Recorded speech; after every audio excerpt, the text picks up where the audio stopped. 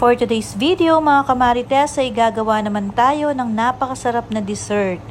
Ang rice cake o bibingkang malagkit. Tingnan nyo naman mga kamarites, 4 ingredients lang ang ginamit dyan. Talagang nakagawa kami ng napakasarap na rice cake na pwede nating iterno sa ating tea or sa ating coffee. Ayan mga kamarites, tara at umpisahan na natin ang pagluluto ng rice cake. Banlawan muna natin itong ating bigas na malagkit ng 2 beses mga kamarites. At pagkatapos ay isasaing natin to. Ayan, at pagkatapos nating banlawan ay ilalagay na natin ang ating gata. 200 ml nga pala ng gata ang inilagay namin dito. At nilagyan nga rin pala namin ng half teaspoon ng salt. Hindi ko na nga pala naipakita nung nilagyan ko to ng asin. Ayan, at isalang na natin mga kamarites para lang tayo magsasaing dito.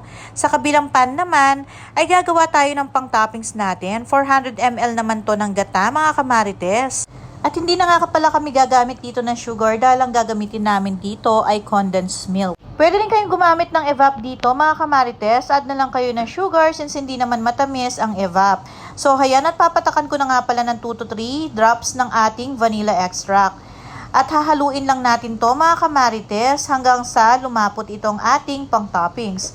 So ayan, at malapit nang maluto ang ating rice, kaya ang gagawin natin ay hahalu-haluin natin para hindi magtutong ang ilalim. Malapit nang maluto itong ating pan-toppings, kumukulo-kulo na siya mga kamarites. Kaya nga pala ako naglagay ng asin sa ating sinaing kanina na malagkit para mag-balance yung tamis ng toppings at may konting alat ang ating rice. Halu-haluin lang natin yan mga kamarites para hindi rin dumikit sa ilalim at yung sinaing natin ay titingnan natin kung okay na.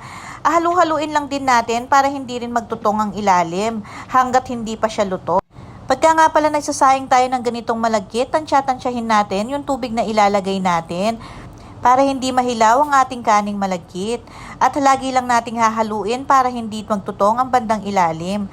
So ayan nga mga kamarites, at okay na ang ating kaning malagkit. Pati na rin ang ating pang toppings ay ready na. Kaya ihanda na natin ang ating tray mga kamarites at ilalatag na natin itong ating kaning malagkit na naluto na natin. Ayan, sa unang tray muna natin ilalagay itong ating kaning malagkit na naluto na. Alam nyo ba ang mas maganda talagang magluto sa bahay kapag ka nagka-crave ka sa isang pagkain dahil mas marami kang magagawa at hindi ganun kamahal ang magagastos mo?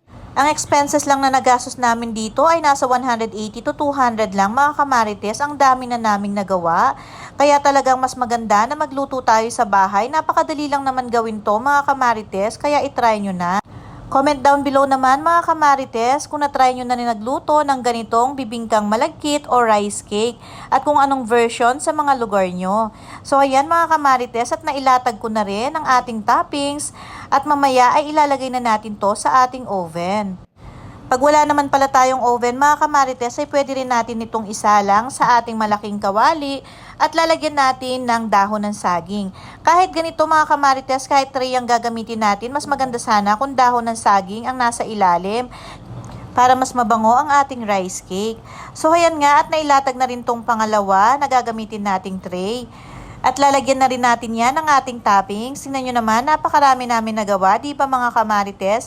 Kaya nako, itry nyo na rin at siguradong mabubusog ang buong pamilya sa napakamurang halaga lang. So ayan nga, at ilalatag na namin itong toppings dito sa pangalawang tray na gagamitin natin at ilalagay na rin natin ito sa oven. 15 to 20 minutes lang naman mga kamarites dahil luto naman na itong ating malagkit. Kaya kung mahilig kayong magkape o magtsaa, nako, maggumawa na kayo ng ganito mga kamarites at ang sarap nitong ipares sa ating tsaa at sa ating kape. So ayan nga mga kamarites, at paluto na siya. Kukunin muna namin siya at lalagyan namin ng cheese sa ibabaw. Hindi namin agad inilagay ang cheese para hindi masunog ang cheese sa ibabaw. So ayan nga, dahil malapit nang maluto ang ating rice cake ay nilagyan na namin to ng cheese at ibabalik namin to sa oven para mag-melt lang ng kaunti ang ating cheese. Sigurado ko mga kamarites, natatakam na rin kayo dito sa rice cake na to. Kaya ano pang hinihintay nyo, gawa na rin kayo mga kamarites. So ayan nga, at ibabalik na namin siya sa oven, mga 2 to 3 minutes lang para mag-melt lang yung ating cheese at hahanguin na natin to. Para matikman na natin itong napakasarap na rice cake o bibingkang malagkit. Ayan, paluto na sila mga kamarites. Tikman na natin itong napakasarap na bibingkang malagkit. Tingnan nyo naman mga kamarites, itsura pa lang talagang matatakam na tayo dito. Tara, kain po tayo. Thank you for watching.